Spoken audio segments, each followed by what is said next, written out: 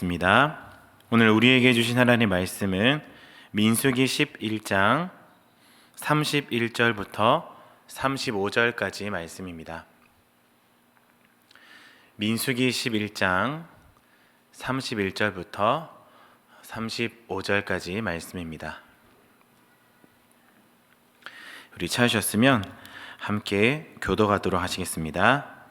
바람이 여호와께서 나와 바다에서부터 메추라기를 몰아 진영 곁 이쪽 저쪽 곧 진영 사방으로 각기 하루길 되는 지면 위 2규빗쯤에 내리게 한지라.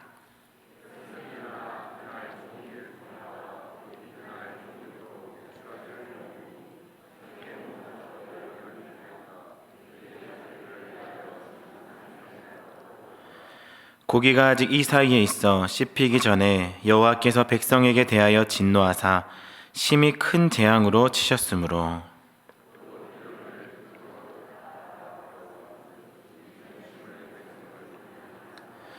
함께 읽겠습니다. 백성이 기브로 핫다와에서 행진하여 하세롯에 이르러 거기 거하니라. 아멘.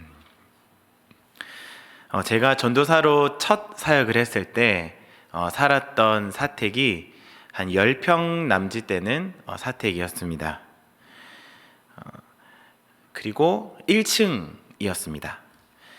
저녁에 나갔다가 들어와서 불을 딱 켜면 사사삭 소리와 함께 검은색의 아주 커다란 녀석들이 어둠 사이로 숨어들기 일쑤였습니다.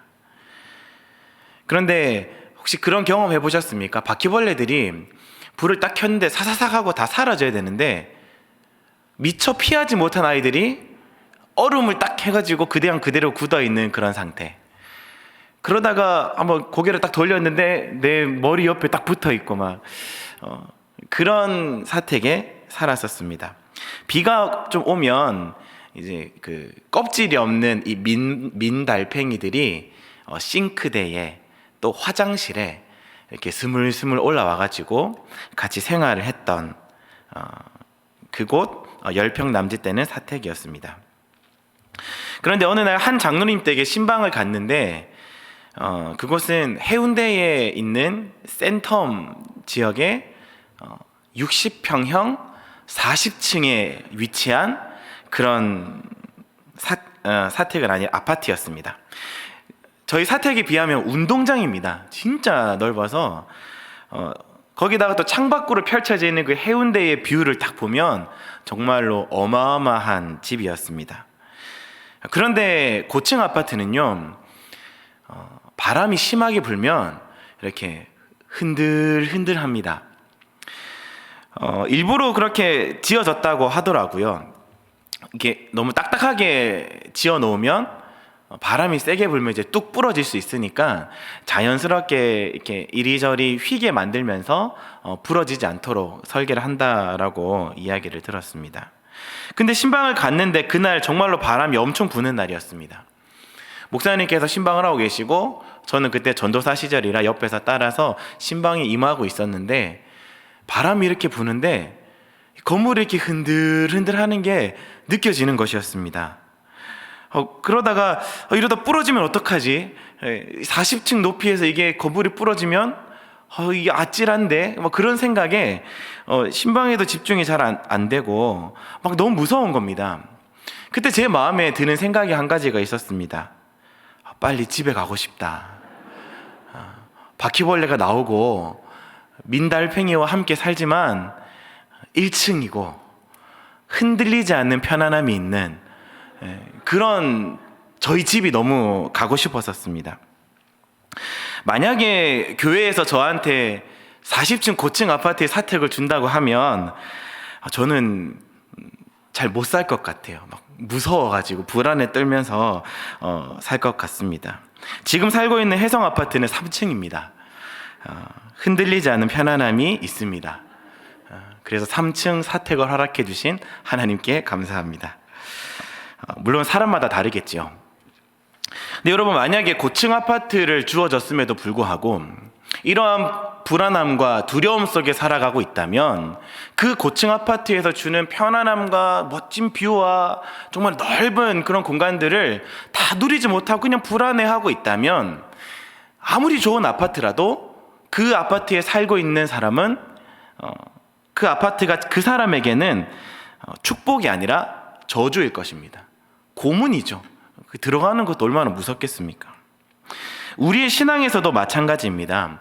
하나님께서 우리들에게 아무리 좋은 것을 주신다 하더라도 그 속에서 하나님께서 주시는 평안과 감사와 기쁨과 위로를 누리지 못한다면, 그 좋은 것을 주셨는데 그 좋은 것 때문에 하나님을 잊어버리고 하나님과 멀어진다면 그 좋은 것은 우리들에게 있어서 축복이 아니라 저주가 되는 것입니다. 오늘 우리가 살펴볼 사건은 우리가 잘 알고 있는 이 메추라기 사건입니다. 이스라엘이 430년간 애굽에서 종살이를 하다가 하나님이 출애굽시켜 주었습니다. 그래서 이 고센 땅에서 이제 노예 생활을 청산하고 약속의 땅 가나안을 향해서 출발했습니다. 홍해도 건넜습니다. 마라의 고통도 지나 리비딤에서는 반석에서 물이 나는 것도 경험했습니다. 그리고 시내산에 도착해서 거기서 장기간 동안 머물면서 하나님의 율법의 말씀도 받았습니다.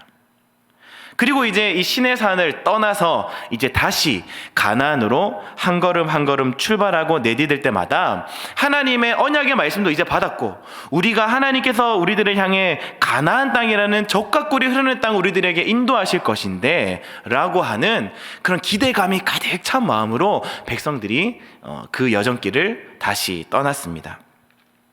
그리고 3일 길을 걸어서 오늘 본문의 배경인 이 바란 광야에 도착을 하였습니다. 근데 백성들의 기대와는 다르게 그들은 오아시스도 있고 시원한 그늘도 있고 편히 쉴 수 있는 곳으로 하나님이 인도하실 줄 알았는데, 기대했던 것과는 너무나도 다르게 물도 없고 나무도 없고 과일도 없고 그냥 황량한 광야에 도착하게 된 것입니다. 그래서 그것을 보고 백성들이 실망을 해서 또 불평과 원망을 하게 된 것이죠.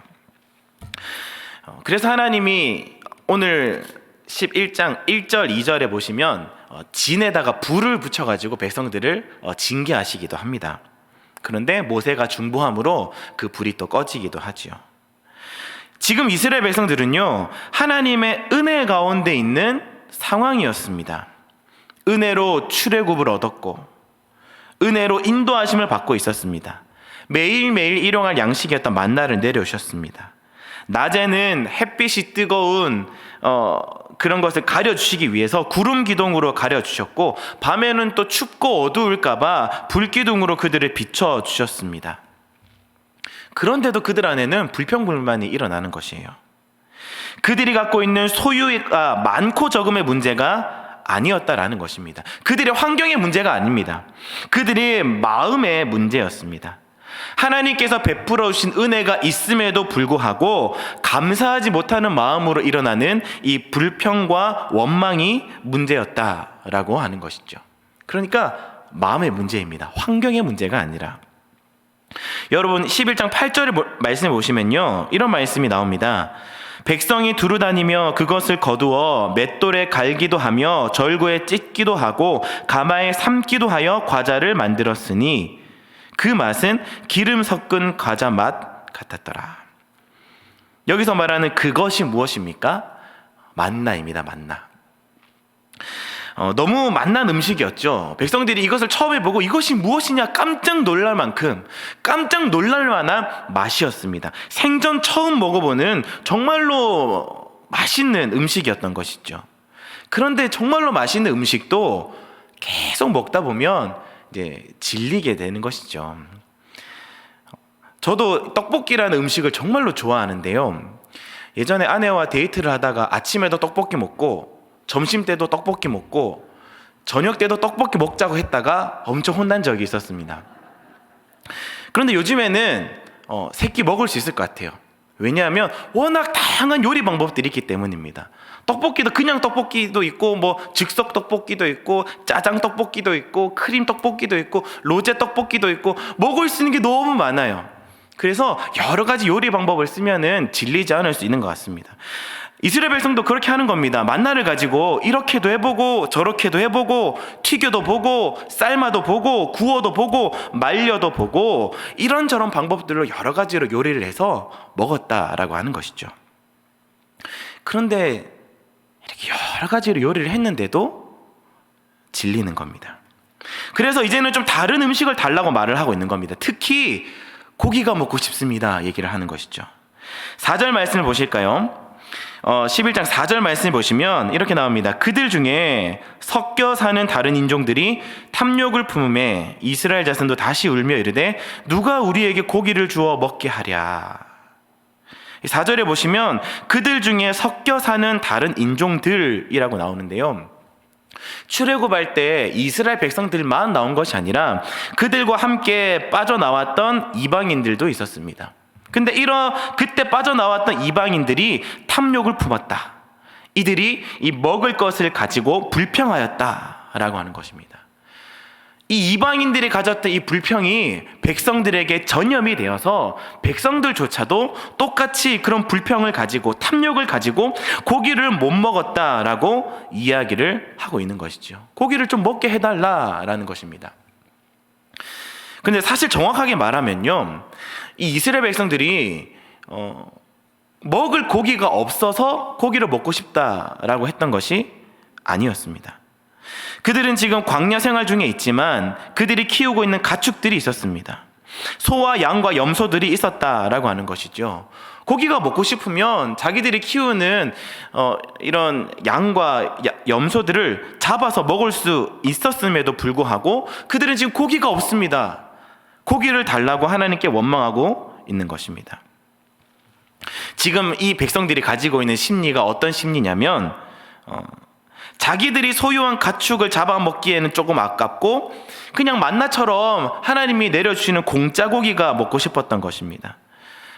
도둑놈 심보죠.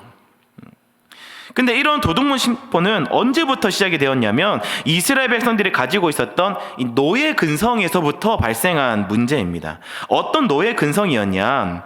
여러분 5절 6절에 보시면 이렇게 나옵니다.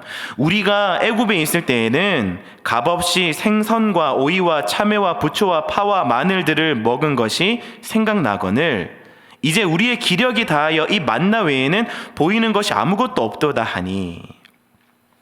애굽에서 400년 넘게 살았으니까 이들 마음 깊은 곳에는 아직도 이 노예의 생각과 노예로 살았던 본능들이 살아 있었던 것입니다.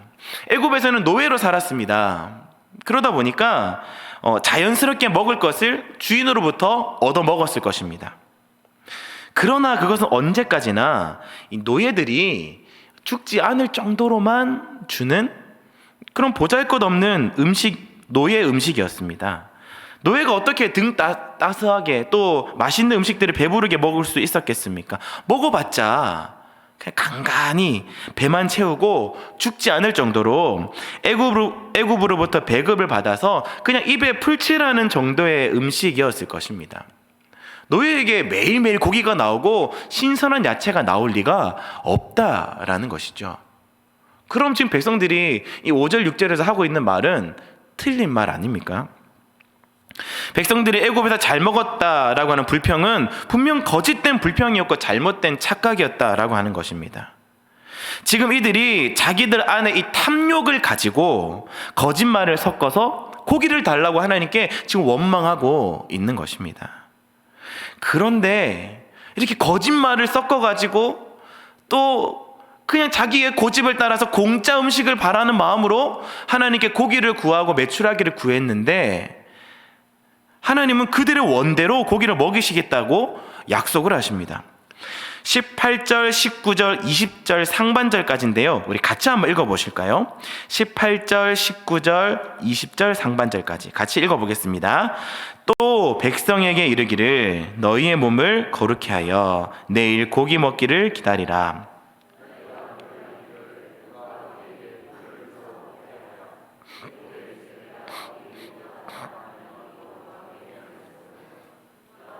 너희에게 고기를 주어 먹게 하실 것이라. 하루나 이틀이나 닷새나 열흘이나 20날만 먹을 뿐 아니라 냄새도 싫어하기까지 한 달 동안 먹게 하시리니. 여기까지 하나님이 고기를 주신다고 하십니다. 그런데 하루 이틀이 아니라 한 달 동안, 그리고 그 고기가 질릴 정도로, 거기다가 냄새도 못 맡을 정도로 하나님이 먹게 하실 것이다 라고 하는 것이죠. 그러니까 광야에 무한리필 고깃집이 열리는 것입니다. 양껏 한번 먹어봐라 하시면서 하나님이 너희들을 먹이시겠다라고 약속을 하는 것이죠. 근데 모세가 가만히 들어보니까 이 광야에 무한리필 고깃집이라니 하면서 21절 22절에 이렇게 모세가 이야기를 합니다. 모세가 이르되 나와 함께 있는 이 백성의 보행자가 60만 명이온데 주의 말씀이 한 달 동안 고기를 주어 먹게 하겠다 하시오니 그들을 위하여 양떼와 소떼를 잡은들 조카오리며 바다의 모든 고기를 모은들 조카오리이까. 하나님 말도 안 됩니다. 지금 장정만 해도 60만 명입니다. 이 사람들을 한 달 동안 무한리필로 고기를 먹이신다니, 그것도 냄새까지도 지를 정도로 먹이신다니 말도 안 됩니다. 양과 소를 떼로 다 잡아도, 잡히는 바다의 고기들을 다 모아도 택도 없습니다 라고 지금 모세가 하나님께 얘기를 하고 있는 것입니다. 그랬더니 23절에 하나님께서 이렇게 말씀하십니다. 같이 한번 읽겠습니다. 23절 여호와께서 모세에게 이르시되 여호와의 손이 짧으냐 내가 이제 내 말이 내게 응하는 여부를 보리라. 아멘. 하나님이 나 엘로힘의 하나님이야, 나 능력의 하나님이야, 나 창조주 하나님이야, 60만 명을 지금까지도 인도했고 먹여내었던 능력의 하나님이야, 내 손이 긴지 짧은지 너가 한번 대봐라 라고 하시면서 내가 보여줄 거야 라는 말씀을 하나님께서 하신 것이죠.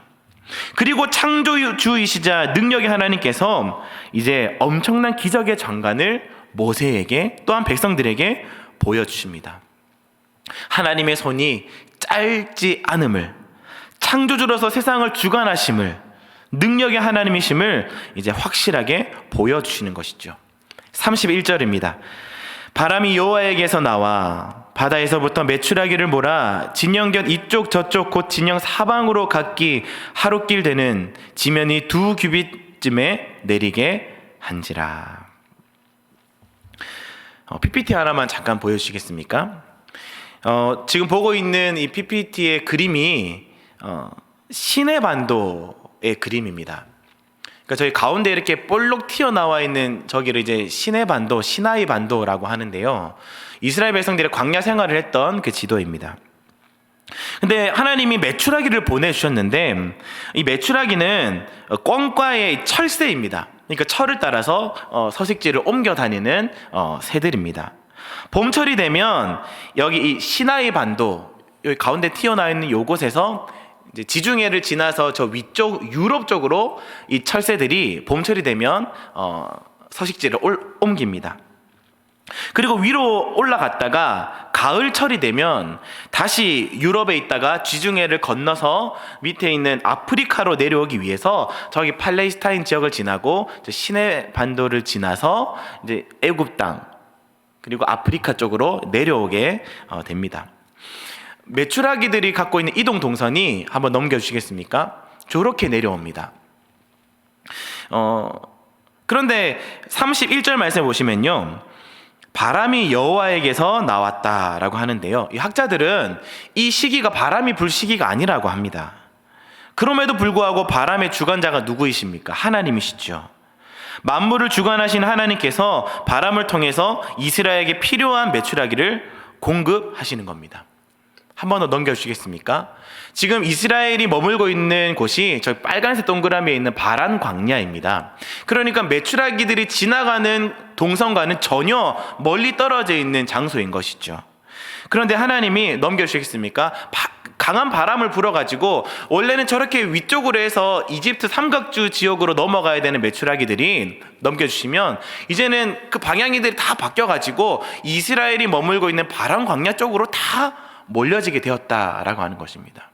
그런데 그냥 몰려져 있는 것이 아니라 바란 광야의 메추라기들이 하나님이 바람을 보내가지고 모아주셨는데 31절에 보시면 이 메추라기 떼들이 진영 곁 이쪽 저쪽 곧 진영 사방으로 각기 하룻길 되는 지면, 그러니까 진영, 이스라엘의 진영을 중심으로 사방, 하룻길 하면요 보통 한 30에서 40km 정도가 된다고 합니다. 그러니까 이스라엘 주변에 사방 30km, 40km 되는 거리에 메추라기 떼들이 가득한 겁니다. 그리고 이 지면 위 2규빗쯤 이렇게 나오는데, 이 2규빗은요 한 1m 되는 정도의 높이입니다.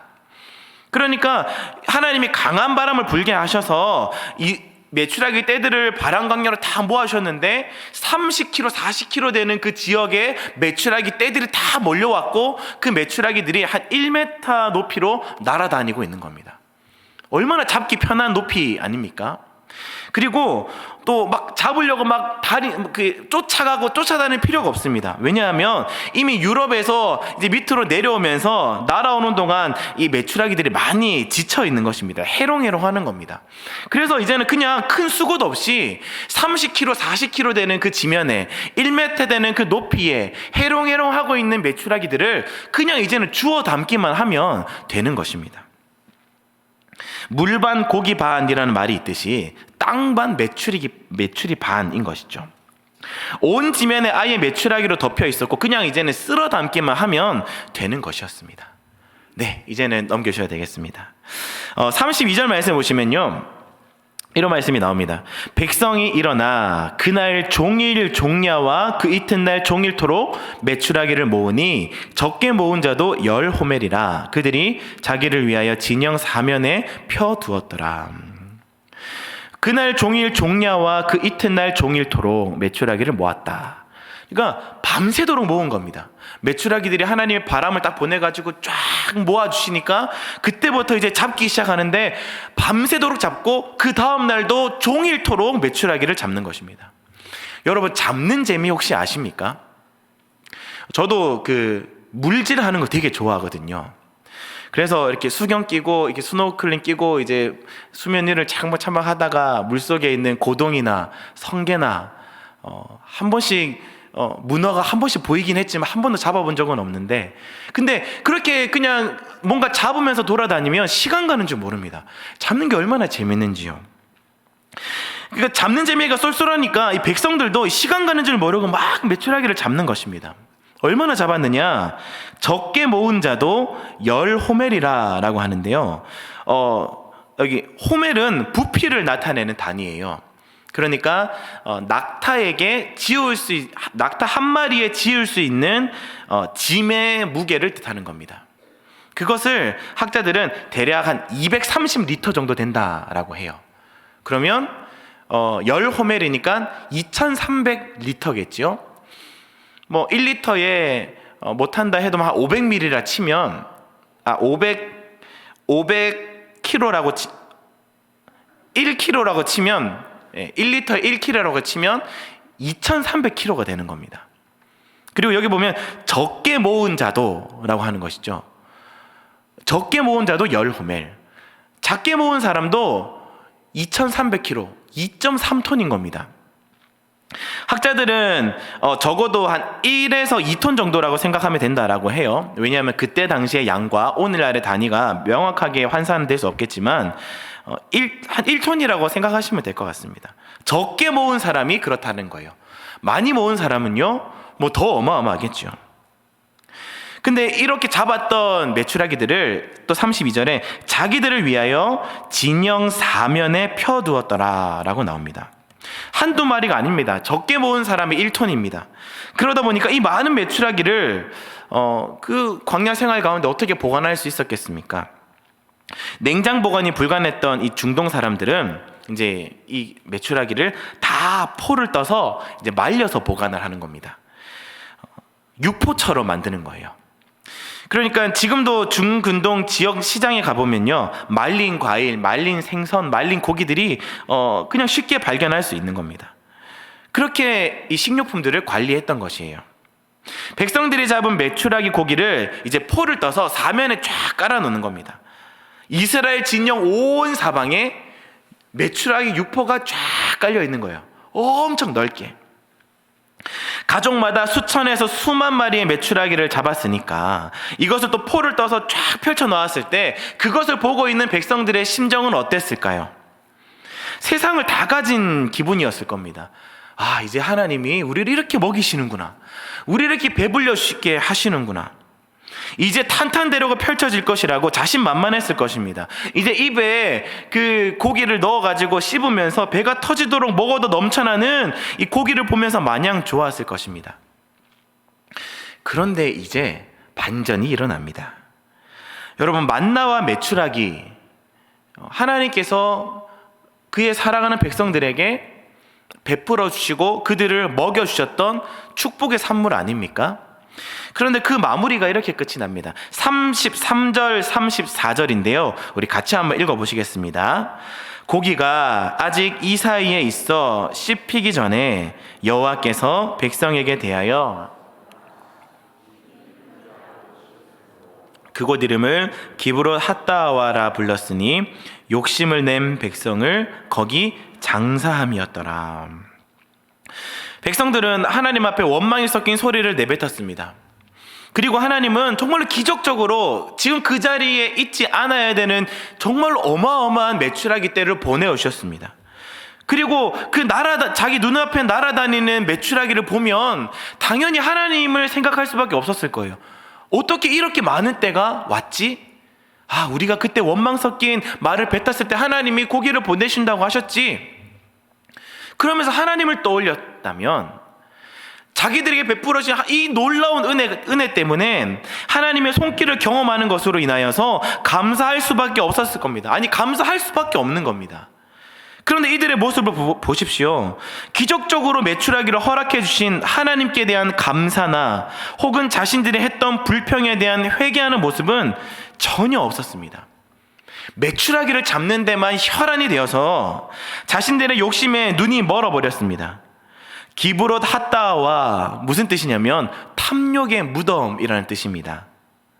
입에 고기를 물고 씹는 중에 미처 목으로 넘기기도 전에 하나님께서 진노하셨습니다. 그리고 심히 큰 재앙을 내리셔서 죽은 백성들이 생겨났고 그것이 탐욕의 무덤이 되어버린 것입니다. 하나님의 축복의 산물이었던 메추라기. 그런데 이 메추라기 때문에 사람들이 죽고 탐욕의 무덤이 생겨나 버린 것이죠.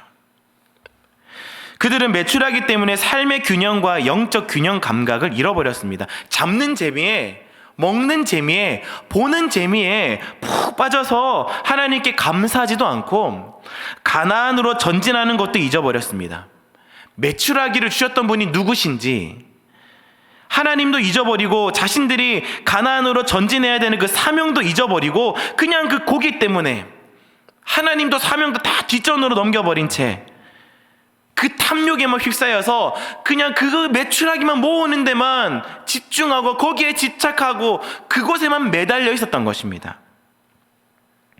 고기 때문에 하나님을 잊어버리고 사명을 잊어버린다면 그 고기는 백성들에게 있어서 축복이 아니라 저주가 되는 것이죠. 하나님이 주신 은혜 속에서 하나님을 잃어버린다면 그 사람들은 여전히 하나님의 은혜 속에 거하고 있다 하더라도 은혜를 상실한 은혜 상실자들이 되는 것입니다. 다시요. 하나님이 주신 은혜 속에서 하나님을 잃어버린다면 그 사람들은 여전히 은혜 속에 거하고 있지만 은혜를 상실한 은혜 상실자들이 되는 것입니다. 요즘에 너무들 다 잘 삽니다. 너무너무 편리합니다. 굶어 죽는 사람 거의 없습니다. 오히려 음식물이 남아서 문제입니다. 말라 죽는 사람 없습니다. 오히려 살이 쪄서 문제입니다. 우리는요 너무나도 잘 삽니다. 잘 사는 것 같습니다. 근데 진짜 잘 살고 있습니까? 하나님을 뒷전으로 밀어버린 채 메추라기를 주워 담았던 이스라엘 백성들처럼 혹시 우리들도 그냥 우리들을 먹이고 우리들이 풍요롭고 우리가 번영하기 위해서 내가 갖고 있는 풍성함을 유지하기 위해서 하나님을 뒷전으로 밀어놓고 살아가고 있지는 않냐라고 하는 것입니다. 번영하지 말라, 성공하지 말라, 돈 벌지 말라, 가난해라, 이 말을 하는 것이 아닙니다.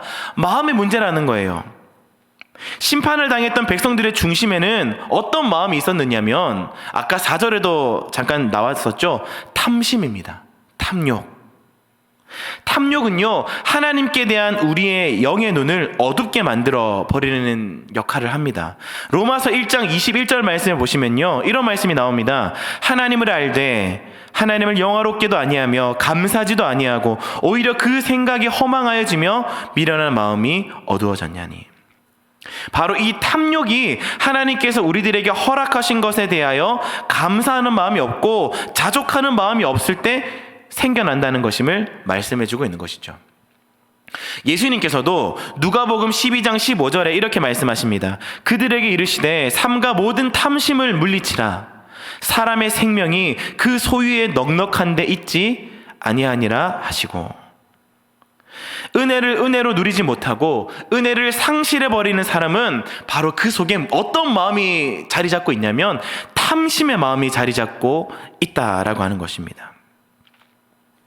오늘도 우리들은요, 하나님께서 주신 많은 은혜들로 살아가고 있습니다. 너무나도 하나님이 많은 것을 주셨지요. 오늘 이 교회로 걸어올 수 있는 다리도 주셨고요, 마음껏 찬양할 수 있는 목소리도 주셨고요, 함께 생활하며 지낼 수 있는 가정도 주셨고요, 함께 모여서 예배할 수 있는 교회도 주셨습니다. 하나님이 우리들에게 베풀어 주신 너무나도 많은 것들을 우리는 누리고 있습니다. 그래서 우리는 당연히 하나님이 주신 건강과 가정과 교회를 보면서 이것을 주신 하나님을 기억할 수 있어야 되고, 이것을 베풀어 주신 하나님께 더 감사하면서 만족할 수 있어야 된다라고 하는 것입니다. 하나님께서 주신 은혜는요, 하나님과의 연결성을 더 단단하게 만들어줍니다. 하나님께서 주신 이 은혜를 통하여서 우리는 하나님과 더 인격적으로 교제하게 되고, 하나님께서 베풀어 주신 이 은혜로 말미암아 우리는 더 우리의 사명감이 더 고취되어지고, 하나님께서 베풀어 주신 이 은혜로 말미암아 우리가 더 감사하고 편하고 위로받는 것이 바로 은혜라는 것입니다. 그런데 이 은혜 속에 거하면서 우리 안에 탐심이 자리 잡기 시작하면요, 주어진 것으로 만족하지 못하게 됩니다. 그러다 보면 더 갈구하게 되고 더 집착하게 됩니다. 하나님을 잊어버리고 맡기신 사명은 뒷전이고 내가 누리고자 하는 것들에 온 정신을 다 빼앗겨 버립니다. 하나님이 은혜로 주신 그 가정 속에서도 만족하지 못합니다. 감사하지 못합니다. 오히려 남들과 비교하면서 다른 사람의 자녀는 어떻고, 다른 사람의 부모는 어떻고, 다른 사람의 남편은, 아내는 어떻고 비교하면서 불평합니다. 하나님이 은혜를 주신 이 교회에 만족하지 못합니다. 다른 교회와 비교합니다. 그러한 집착과 탐심과 원망과 불평들 때문에 하나님이 주신 은혜 속에 살아가고 있으면서도 하나님을 잊어버리게 되고 은혜 가운데서 은혜의 상실자가 되어버린다라고 하는 것이죠. 오늘 이 본문에 나오는 이 메추라기에 정신이 팔려서 하나님을 잊어버린 이스라엘 백성들처럼 말입니다. 그렇게 되면 이 메추라기가 축복이 아니라 저주가 되는 것입니다. 2021년을 돌아보시면서 여러분들은 어떻습니까? 혹시 여러분들의 신앙생활 가운데 영적 전진을 가로막고 있는 탐욕이 자리 잡고 있지는 않습니까? 그 탐욕 때문에 내가 누리고 있는 것들에 집착하게 되고 온 정신을 빼앗겨 버려서 하나님을 잃어버리고 있지는 않습니까? 근데 여러분, 이 은혜 가운데서 은혜 상실자가 되는 것을 막아주는 가장 좋은 방법이 있습니다. 그것은 내가 받은 것들을 당연한 것으로 여기지 아니하고 하나님께서 주신 은혜로 여길 때 예방할 수 있습니다.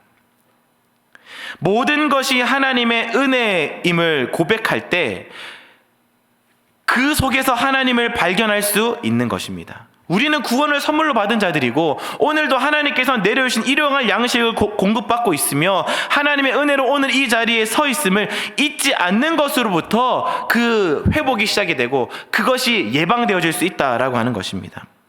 모든 것이 은혜입니다 라고 하는 고백으로 회복이 시작이 되고 예방이 시작이 되는 것입니다. 그래서 우리의 기도가 이렇게 되기를 소망합니다. 은혜를 은혜로 누릴 수 있도록 겸손과 감사를 잃지 않게 하옵소서. 은혜를 은혜로 알고 그 속에서 하나님을 발견해내며 주님께 늘 감사하며 겸손하게 섬기게 하옵소서. 우리 모든 성도님들께서 하나님께서 주신 그 은혜를 은혜로 누리시고, 또한 그것으로 인하여 하나님을 더 풍성하게 느끼시고, 감사가 넘쳐나고 또한 주님께 겸손한 도구로 귀하게 쓰임 받으실 수 있는, 그리하여서 2022년도에는 하나님의 은혜 가운데서 은혜를 풍성하게 누리고 그 은혜의 유익을 가지고 은혜를 상실하는 자가 아니라 탐욕의 무덤에 박혀버리는 사람이 아니라 정말로 그 하나님과 함께 믿음의 동행을 해 나가실 수 있는 저와 여러분들이 되시기를 주님의 이름으로 간절히 축복합니다. 우리 함께 옆 사람과 이렇게 한번 인사하시겠습니다. 모든 것이 은혜입니다. 한 번 더 인사하시겠습니다. 모든 것이 은혜입니다. 아멘. 이러한 결단을 담아서 우리 함께 찬양하도록 하시겠습니다.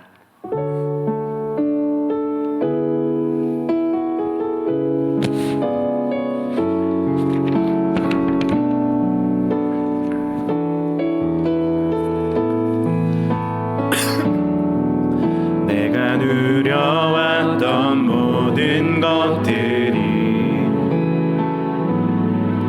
내가 지나왔던 모든 시간이, 내가 걸어왔던 모든 순간이 당연한 건 아니라 은혜였소. 모든 것이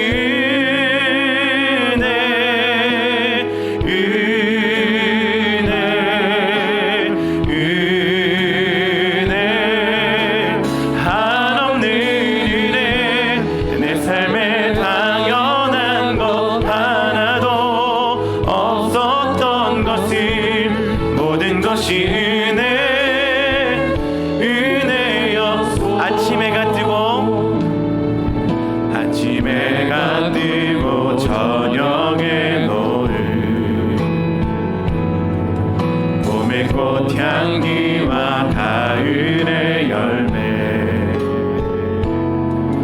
변하는 계절의 모든 순간이 당연한 것 아니라 모든 것이 은혜, 모든 것이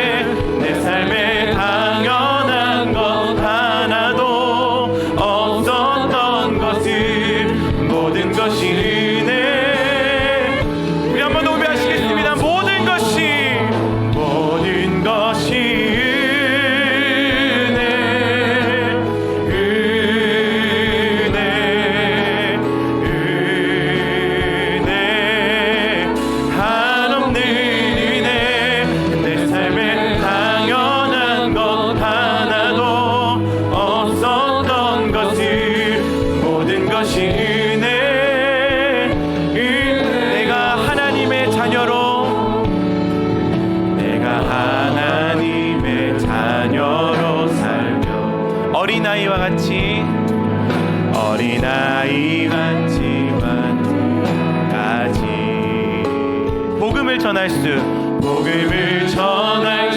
있는 축복이 당연한 것 아니라 은혜였소. 당연한 것 아니라 모든 것이 은혜, 모든 것이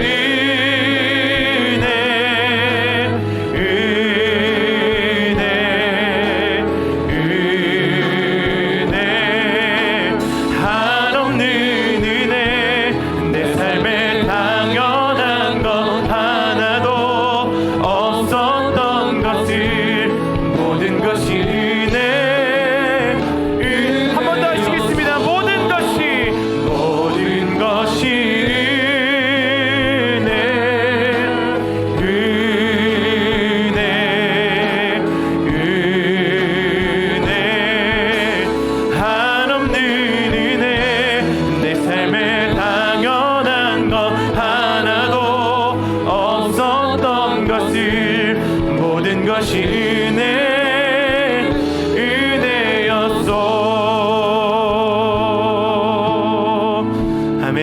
함께 공동 기도문으로 같이 한번 기도하고 합심하여 기도하도록 하시겠습니다. 공동 기도문을 함께 기도하시겠습니다.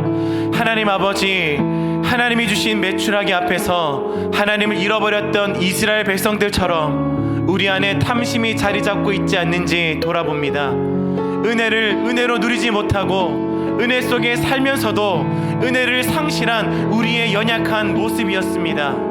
2021년을 돌아보며 하나님께서 베풀어 주신 은혜를 통해 하나님을 더욱더 발견하고 감사하고 위로받는 우리가 되게 하옵소서.